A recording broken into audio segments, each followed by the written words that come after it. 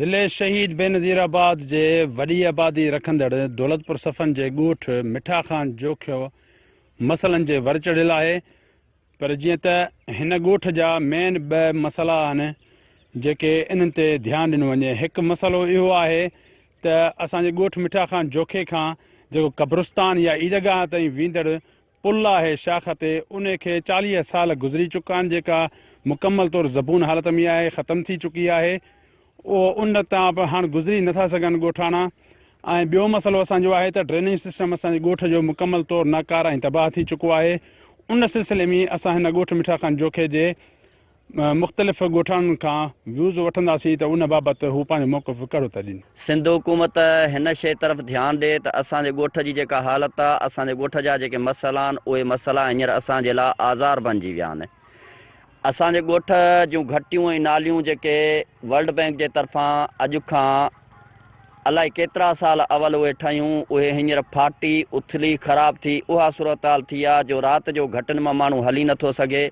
तव्हांखे ख़बर आहे त सिंध जी बिजली आहे ई कान। जॾहिं बिजली न आहे, ॿियो घटनि जी हालत ख़राबु हूंदी त उन ॻोठ वारा राति जो ॿार बच्चा पोड़ा माण्हू घटनि मां कीअं हलंदा हूंदा। उनखां अलावा शाख जे मथां हिकिड़ी नंढड़ी पुल ठहियल आहे जेका सफ़ा तबाह थी चुकी आहे। असांजे ॻोठ जो सॼो कारोबार निकिरणो अंदरि ॿाहिरि इन पुल तां थिए थो। जेकॾहिं ख़ुदा न ख़ास्ता का फ़ौतगी थी वञे थी, असांजो मुक़ाम शाख जे ॿिए पासे आहे, त उन तां उहो माण्हू गुज़ारणु वॾो मसइलो थी वञे थो। बराए महिरबानी असां सिंध हुकूमत जा जेके वस वारा इदारा आहिनि, जेके बि लाॻापियल माण्हू आहिनि, उन्हनि खे असीं अपील था कयूं त महिरबानी करे हीअ असांजा नंढड़ा मसइला आहिनि, का एॾी वॾी ॻाल्हि कान्हे। असांजा जेके मसइला आहिनि सिंध वारनि नुमाइंदनि खे असां अर्ज़ु गुज़ारिश था कयूं त असांजो हीउ जेको फुड़तो आहे तमामु पुराणो क़दीमी जतोई साहिब जो ॾिनल आहे, उनखे केतिरा ई साल गुज़री आहिनि। हीअ असांजो साम्हूं क़ब्रिस्तान आहे।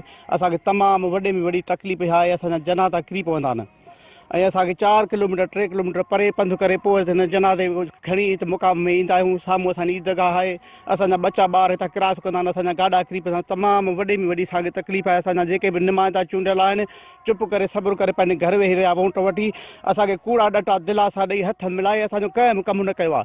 असांजूं गटर नालियूं जेके सिस्टम आहिनि बिल्कुलु वर्ल्ड बैंक जे तरफ़ां जेके थियूं उहे बंदि थी विया आहिनि।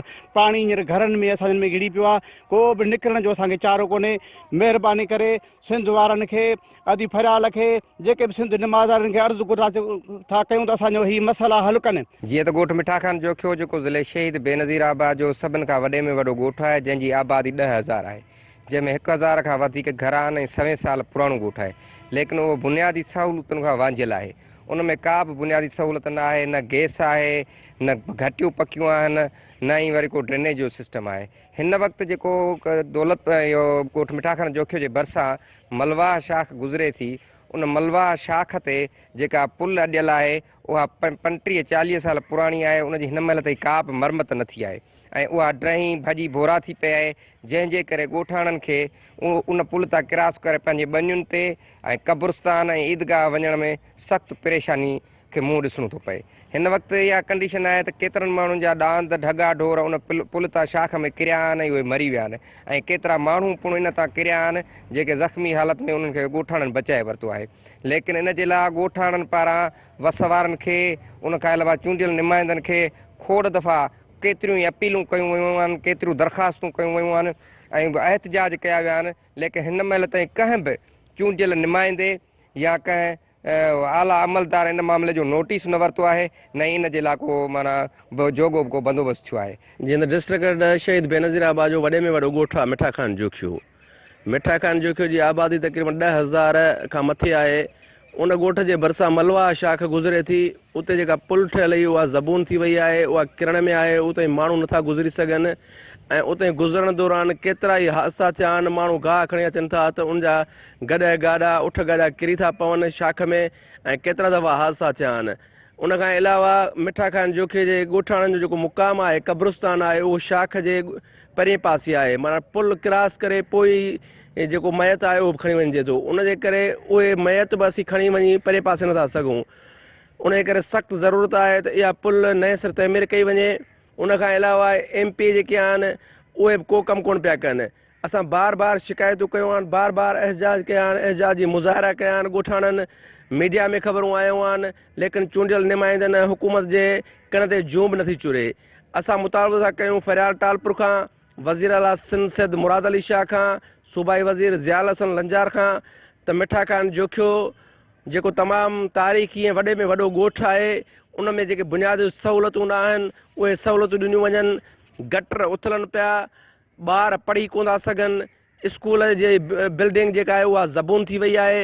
उहे सभु जेके मुतालबा आहिनि, ख़ासि तौरु जेका हीअ पुल आहे उनखे नए सिर तामीर कयो वञे ऐं ॻोठाणनि जे सहूलियत लाइ जेके बि शयूं आहिनि उहे ॾिनियूं वञनि त संदन महिरबानी थींदी। असांजो इहो जो ॻोठु मिठा खान जोखियो आहे सॼे ज़िले शहीद बेनज़ीराबाद में वॾे में वॾी आबादी जी हैसियत रखे थो। उन बावजूदि जे ॻोठ जा मसाइला आहिनि उहे अणगणिया मसाइला आहिनि, हिन ते को बि ध्यानु नथो ॾिनो वञे। ख़ासि तौर ते असांजी मलवा शाख ते जेका पुल आहे उहा ड्रहण ते आहे, जंहिंजे करे असांखे इंतिहाई ख़तरो आहे त कंहिं बि वक़्तु के बि इंसानी ज़िंदगी ज़ाया थी सघे थी। उन करे असां चऊं था त पुल खे फौरी तौर ते ठारायो वञे, ॻोठाण जो मसइलो हल कयो वञे। उन खां सवाइ ॻोठ में ड्रेनेज सिस्टम तबाह थियल आहे, उन ते को बि ध्यानु नथो ॾिनो वञे। हेॾी सारी आबादी गंद किचिरे जे ढेर में ऐं तलावनि जे सूरत में पाणी बीठल आहे, उहा आबादी मुतासिर थी रही आहे। असां चूंडियल नुमाइंदा, हुकूमती नुमाइंदा, इंसानिया सभिनी खां मुतालबो था कयूं, असां डिप्टी कमिश्नर इंतिज़ामिया खां मुतालबो था कयूं त उहे फौरी तौर ते हिन ॻोठ जे मसइलनि जो नोटिस वठनि ऐं असांजा ॻोठ जा मसइला हल कनि। ख़ासि तौर ते असांखे फौरी तौर ते पुल ठाराए ॾियनि, छो त पुल न हुअण जे करे असांजा माण्हू जेको लाॻापियल शाख क्रॉस करे ऐं परे पासे कब्रिस्तान आहे, ईदगाह आहे, बनियूं ॿार आहिनि, उन्हनि ते वञण ऐं अचण लाइ वॾी मुसीबत सां मुंहुं ॾेई रहिया आहिनि। जंहिंजे करे असीं चूंडियल नुमाइंदनि खां तोड़े इंसानिया खां इहो मुतालबो था कयूं त फौरी तौर ते ॻोठ जा मसइला हल कराए ऐं ॻोठाणनि खे सहूलियतूं मुयसरु करे ॾियनि। असांजो हीउ जेको सेवरेज सिस्टम आहे इहो 20 साल अॻु में 1996 में ठहियो। उन खां पोइ अपडेट अॼु ताईं हिन जी 1 रुपए जी बि न का बि जेका आहे सो न थी आहे रिपेयर। ॿुधण में अचे थो त पब्लिक हेल्थ वारनि वटि कुझु पैसा बि आहिनि, पर हिन पासे असांजे ॻोठ जे हिन जेके सेवरेज सिस्टम ते हुन अॼु ताईं 1 रुपए बि ख़र्चु न कयो आहे। उन खां सवाइ जेका पाणी कढण जी मशीन हुई उहा अॼु ताईं का ख़बर न आहे त किथे आहे, पब्लिक हेल्थ वारनि वटि आहे या का ॿिए जॻह ते आहे त ख़बर न आहे, जंहिंसां असीं पाणी निकाल कयूं। ट्रांसफर लॻायो वापदा वारनि, उहे ट्रांसफर उहो लाहे खणी विया। हाणे हीउ जेको टोटल पाणी आहे, समूरो पाणी आहे, घटनि में बीठो आहे। ॿार नंढड़ा स्कूल में अचनि था, उहे पाणी खे जागे पोइ स्कूल में था अचनि ऐं नंढनि ॿारनि में डायरिया ॿियूं मुख़्तलिफ़ बीमारियूं पैदा थी वियूं आहिनि। हीउ जेको असां वटि ड्रेनेज सिस्टम तव्हां ॾिसो पिया जेको पाणी वञे पियो, हिन मां हिकिड़ी बीमारी थींदी आहे वाटर बॉर्न डिज़ीज़, जेका पाणी जे करे थींदी आहे। उनजे करे पोइ आंड्रे बुखार थींदो आहे, दस्त, उल्टी, डायरिया थींदो आहे। जेको असां स्कूल जा ॿार या ॻोठाणा जेके बि तव्हां गुज़र थियनि था उहे ख़ासि करे असांजी इन बीमारी में सफ़र थियनि था। सफ़र थियण जे करे असांजा माण्हू जा पैसा बि ख़र्च थियनि था ऐं माण्हू अधु बीमार बि रहनि था ऐं तकलीफ़ बीमारी रहनि था।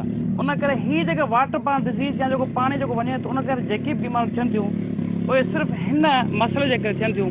जो असां वसवान खे अपील आहे त असांजे हिन ॻोठ वॾे में नवाबशाह जे वॾे में वॾो ॻोठु आहे, हिन जे लाइ वसवान खे अपील आहे त असांजो ड्रेनेज सिस्टम बहितर करे ॾियनि। असांजे ॻोठ जो ॿियो मसइलो जेको शाख जे परे पासे ॻोठ वारनि जो मुक़ाम आहे, माण्हुनि जो जेको गुज़ारे वञे थो उनखे उते पहुचण जे लाइ खणी वञनि था। उन लाइ हिकिड़ी मोरी आहे या फुर्तो चइजे या मोरी चइजे, उहा टुटी वई आहे साल अॼु खां त मुंहिंजे कम असांजे ॼमण खां पहिरीं ठही हुई, सो उहा हींअर ड्रही मसमा थी वई आहे। असांजे वसवनि खे अपील आहे त असांखे मोरी ॾिनी वञे ऐं ॿियो असांजे हीअ न मुसीबत मां ॻोठनि जी जान छॾाई वञे। मिठा खान जोखियो जा रहवासी आहियूं। हीअ असांजी पुल आहे, तक़रीबन 50 साल पुराणी पुल आहे, को जतोई साहब जे दौर जी मिलियल आहे।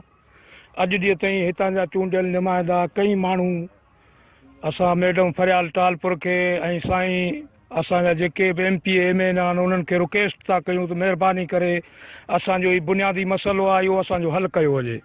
छाकाणि त हीउ पुल असांजा हितां जनाज़ा था गुज़रनि, ईद जी निमाज़ बि हिते थींदी आहे, साम्हूं असांजी ईदगाह आहे। असांजे लाइ वॾो मसइलो आहे। गाह सॼियूं असांजूं ज़मीनूं हिन तरफ़ आहिनि, गाह जा गाॾा था अचनि, असांजूं जेके ट्रालियूं माना ट्रैक्टरनि जो जेको बचिड़ा असांजा हितां था गुज़रनि। महिरबानी करे असां सभिनि वस वारनि खे चऊं था महिरबानी करे हे असांजे हिन पुल जो मसइलो हल कयो वञे। ज़रूरत इन ॻाल्हि जी आहे त हीउ ॻोठु मिठा खान जोखियो जेको 10,000 खां वधीक आबादी रखंदड़ ॻोठु आहे, 1500 घरनि ते मुश्तमिल आहे। हिन ॻोठ जा त मसइला त तमामु घणा आहिनि ऐं तव्हां ॿुधो त ॻोठाणनि माना पंहिंजो मौक़िफ़ ॿुधायो। ज़रूरत इन ॻाल्हि जी आहे त चूंडियल नुमाइंदनि खे ॻोठ जे मसइलनि ते थोरो ध्यानु ॾियणु घुरिजे ऐं ॻोठनि जा मसइला हल कया वञनि। Murtaza Jokhio, reporter Sindh TV news, Daulatpur सफ़न।